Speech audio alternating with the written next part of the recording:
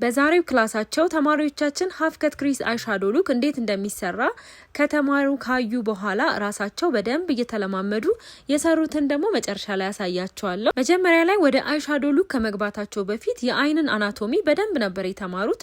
እሱን በደንብ ካወቁ በኋላ የሚያስፈልጉትን ቱሎችና ፕሮዳክቶች ከለዩ በኋላ የአይን ፕሪፓሬሽን እንዴት እንደሆነ እሱንም በደንብ ከተማሩ በኋላ አይሻዶ ስንሰራ እንዲሁም ደግሞ ሜካፕ ስንሰራ ከለር ቲዮሪ ደግሞ በጣም ወሳኙ ነገር ነው። ስለ ከለር ቲዮሪም በደንብ እሱንም ተምረዋል። ስለዚህ የተለያዩ ከለሮችን እንዴት ከስኪን ቶናችን ጋር ኮኦርዲኔት አድርገው እንደሚጠቀሙም በደንብ አስተምረናቸው ከዛ ደግሞ ራሳቸውን ችለው በደንብ ፕራክቲስ እንዲያደርጉን የምናደርጋቸው። እዚህ ጋር እንግዲህ እንደምታዩት ይሄ የተማሪያችን የሰራችው ቅንድብ ነው። ያለማንም እገዛ በጣም የሚያምር ምንም እንከን የማይወጣለት ቅንድብ ነው። ይሄን የሰራችው እንግዲህ ገና በ5ኛ ቀኗ ነው። እንዴት እንደሚያምር እዩት።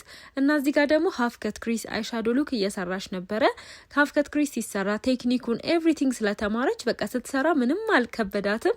ይሄ እንግዲህ ራሷ የሰራችው ነው። እንዴት እንደሚያምር እዩት። እናንተም እንግዲህ በአጭር ቀን ውስጥ ፕሮፌሽናል ሜካፕ አርቲስት መሆን ከፈለጋችሁ እኛም እንግዲህ ጋይድ እያደረግናችሁ እጃችሁን ይዘን የምናስተምራችሁ እየተመዘገባችሁ ተማሩ ላችኋለሁ። አመሰግናለሁ። ባይ